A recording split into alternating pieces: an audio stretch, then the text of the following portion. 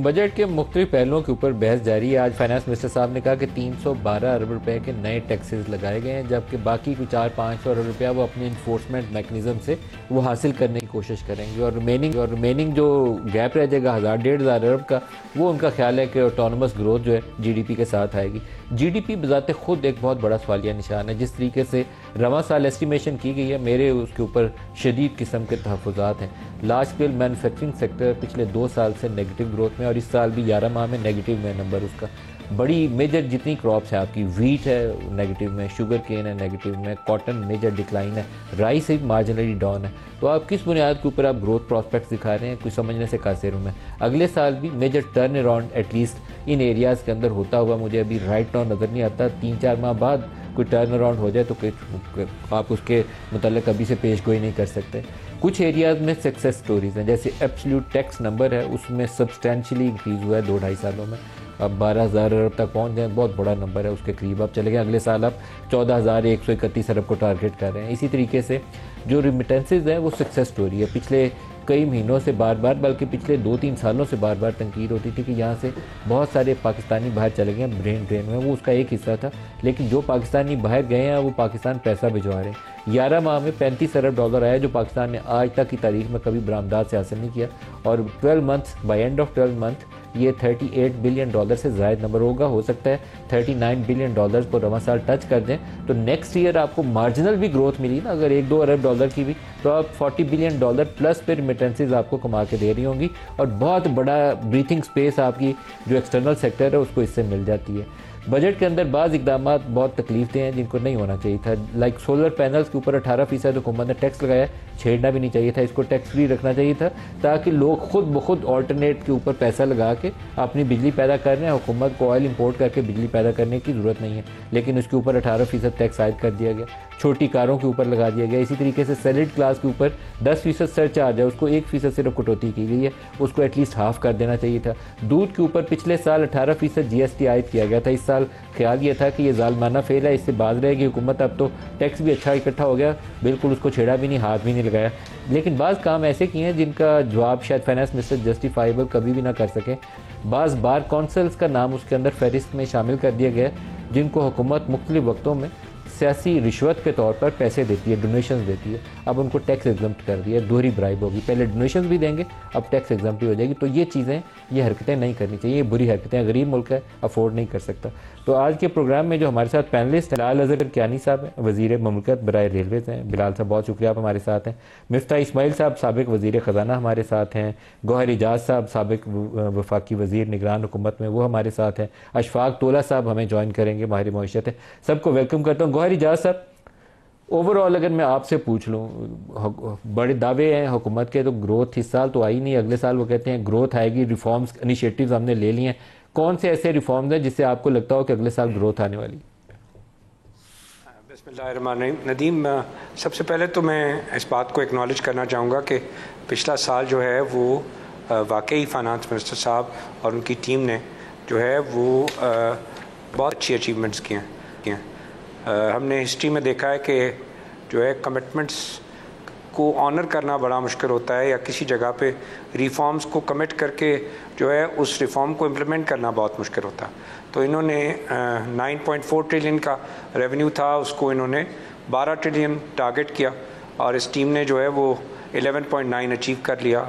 It is historic कि 2.5 trillion की growth, जबकि करेंसी स्टेबल हो 280 रुपये पे, स्टेबल करेंसी पे आप जो है वो थ्रू जो है वो मेजर्स ऑफ इम्प्लीमेंटेशन आप जो है वो फील्ड में से 2.5 ट्रिलियन रुपीस की जो है वो रेवेन्यू ग्रोथ ले जाएं।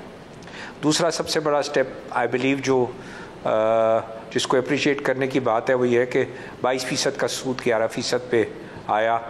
तो मॉनेटरी पॉलिसी की जो भी स्टेट बैंक ने मेजर्स दिए वो सक्सेसफुल हुए, और वो सक्सेसफुल होके हमने देखा कि इन्फ्लेशन ईयर ऑन ईयर 4.7 पे आया, जिसकी वजह से सपोर्ट मिलते हुए 11% पे आई। ऑल्दो आज भी मैं ये कहता हूँ कि ये पॉजिटिव इंटरेस्ट रेट 6.4 बहुत ज़्यादा है। तो उसके बाद जो सबसे बड़ी अचीवमेंट जो मैं समझता हूँ वो है कि करेंसी को स्टेबल रखा गया 280 रुपये पे। और आखिर में मैं प्राइवेट सेक्टर का भी रोल जो है उसको भी एक्नॉलेज करूँगा कि स्टेबल करेंसी, 22% का सूद, 14 सेंट की एनर्जी, और उसके बाद जो है एक्सपोर्टर्स ने 6 से 7% की जो है वो जेन्युइन ग्रोथ किया इस हालात में।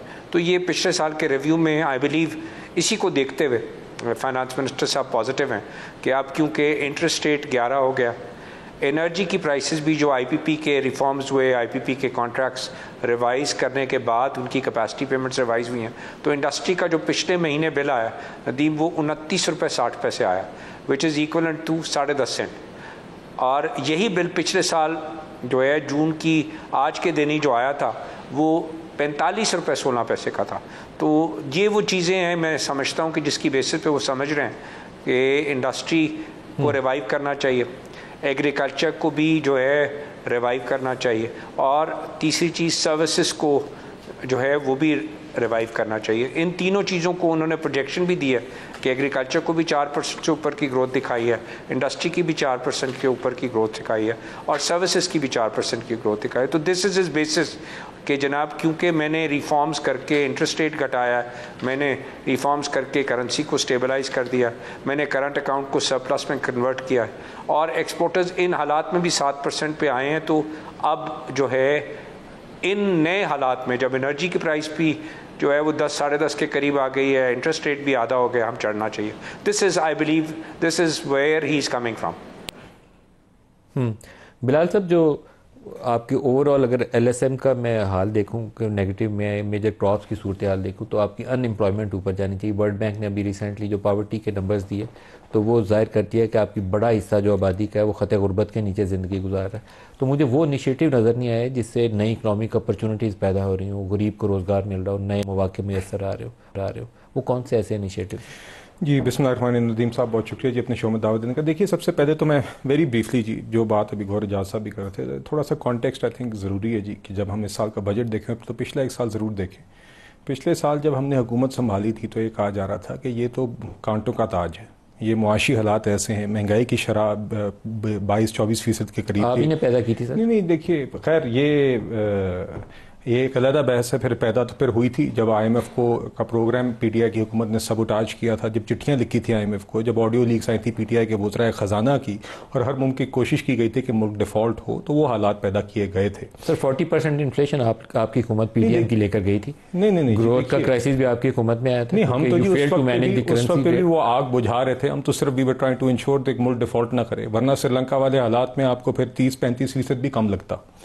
जो हालात जिससे हमने उस टाइम पे मुल्क को बचाया है जी, और अल्हम्दुलिल्लाह अल्लाह ताला के करम से हमने स्टेबिलिटी इंश्योर की है। इस वक्त में ये बातें करना आसान होता है जब आपने वो चीज़ अवॉइड कर। वैसे I strongly disagree. Miftah Ismail साहब भी मेरे साथ हैं, लेकिन पहले आपसे मैं चाहूँगा जवाब दें। मिफ्ता इस्माइल ने वो प्रोग्राम जो IMF का रुका हुआ था इमरान खान की वजह से, मैं उससे मुतफिक हूँ आपसे, लेकिन मिफ्ता इस्माइल ने वो प्रोग्राम रिवाइव कराया था आपकी पीडीएम की हुकूमत में। बाद में आपकी अपनी हुकूमत ने उस प्रोग्राम को तोड़ दिया था, उसका कसूर किसी और को नहीं, आपको नहीं। प्रोग्राम तो जी वो हमने मुकम्मल किया था और वो दरमियान में टूट गया था प्रोग्राम। मिफ्ता इस्माइल ने रिवाइव किया था, पहली ट्रांच के बाद दोबारा टूट गया था।